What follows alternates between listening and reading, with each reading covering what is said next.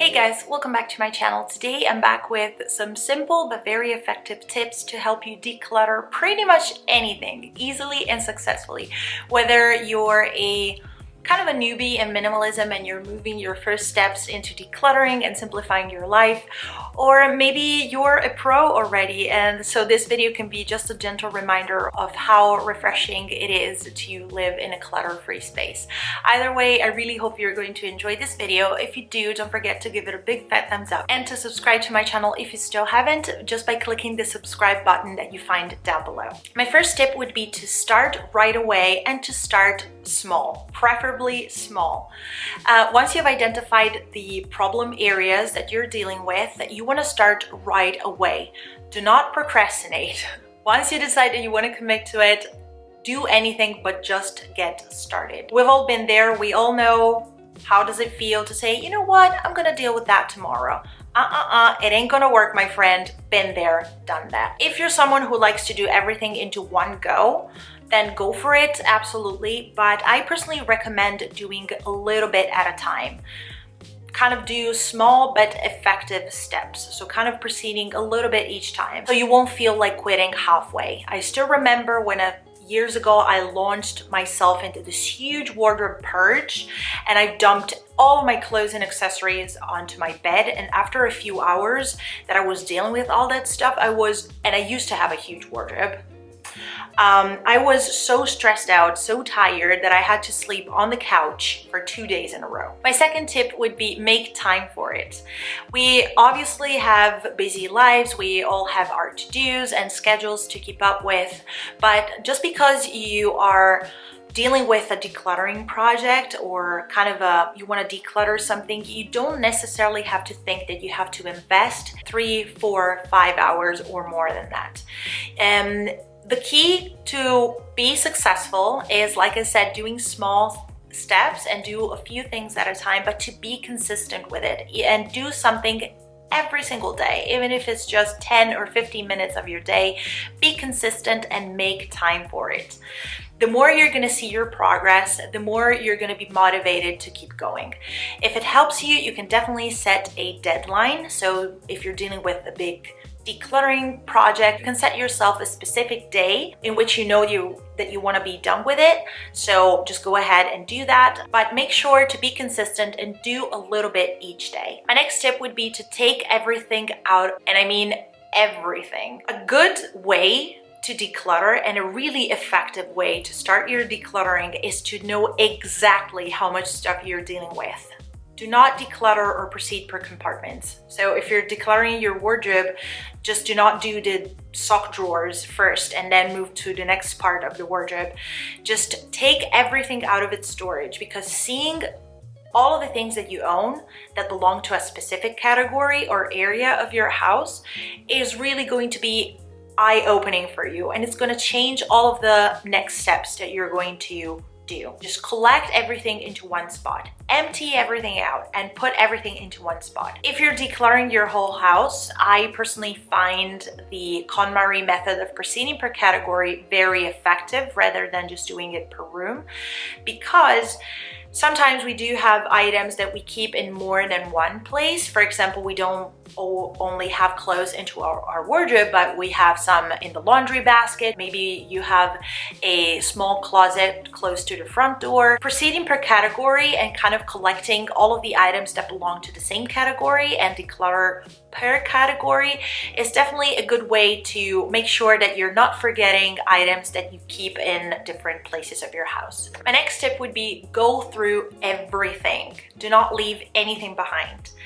I know that decluttering can be daunting, can be intimidating sometimes, but you want to make sure that you go through every single thing that you are dealing with. A simple, effective way to do that and to decide whether or not you want to keep that or not is to be honest with yourself and ask yourself 2 very simple questions. Do I use this?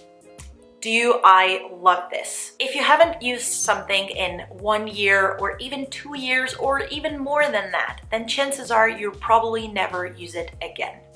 And if you don't love something, you don't enjoy looking at it, holding it, using it or having it around in your space, then you already give yourself an answer and you're ready to let it go. At the end of this process, you want to make sure that you're left with the things that do serve a purpose. Another thing that I recommend whilst you're deciding what you want to keep or not want to keep is to kind of follow your instinct and not think too much, because when you start thinking too much and you start asking yourself more than these two questions, you're gonna start to get stuck in a rut, and instead of progressing, you're gonna start, you know, kind of accumulate things, and that's the last thing you want to do. And also to kind of speed up the process, make sure that you ditch any duplicates. Like I said, sometimes we do have items that we keep in different parts of our house, and maybe they are the same type of item, or they are similar and they kind of do serve this exact same purpose. So when it comes to these items, make sure to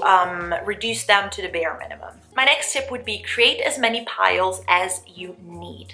You can be someone who is very minimal and simple, so a yes pile or a no pile, or you can be someone like me that, depending on the occasion or the situation or what types of items I am decluttering, I also have the repair pile, so things that I know that I want to keep but they kind of need a little fix. The recycle pile, so things that I no longer wish to keep, but they can definitely be put into the recycling bin. Let's say that I have a few documents or kind of papers that I no longer need to keep. The donate or sell pile, that's up to you, deciding if you want to donate all of your items. I donate and give away for free most of my items, but sometimes if something was more on the expensive side, I want to sell it, so at least I get some of the money back.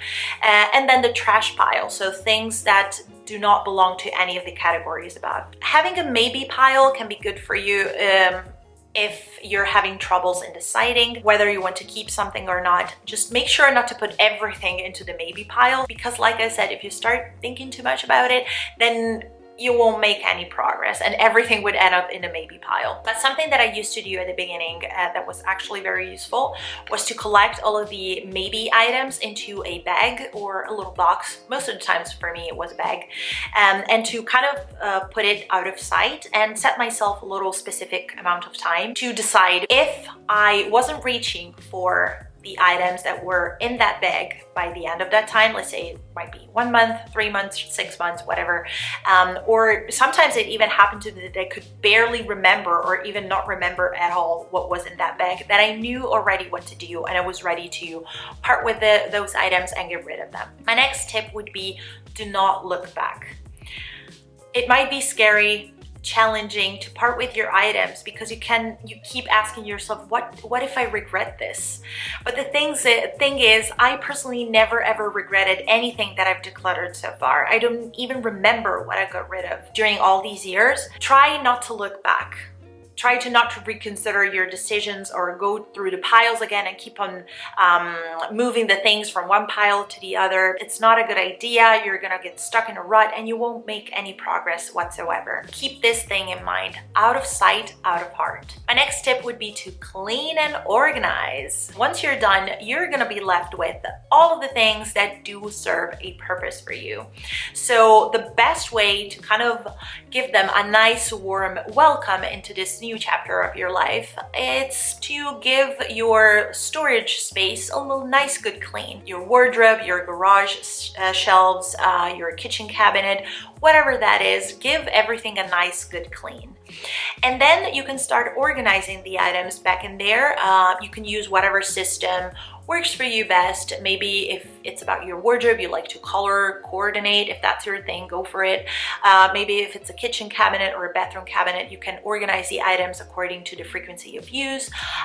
Just make sure not to purchase any kind of organization system or kind of storage system before you even know how much stuff you're dealing with. And always keep in mind that once you've decluttered, you're gonna have less stuff than you used to have when you started. So you're definitely gonna have more than enough space for everything that you've decided to keep. And finally, my last tip would be maintain your space clutter-free as much as possible. Once you're done, try to notice how this decluttered space or area makes you feel. Enjoy that sense of lightness. To make sure that everything stays nice and clutter-free as much as possible, there are a few hacks that you can use. The one in, one out rule. When you decide that you want to introduce something new into your life, you can get rid of something similar that belongs to that category that maybe you're not using that much anymore, to kind of keep the things under control and avoid accumulating things again. My second hack is a place for everything and everything in its place. Assign a precise, specific spot for each one of your items, and as soon as you're done using them, put them back where they belong. And finally, practice gratitude. The less stuff you own, the less your stuff owns you. So just be grateful, appreciate, truly appreciate all of the things that you have, because the things that you're left with are the ones that serve a purpose. And once you're going to be able to practice gratitude regularly, you're going to crave less stuff. That's pretty much it for today. Thank you so much for watching. I'll see you in my next video. Bye.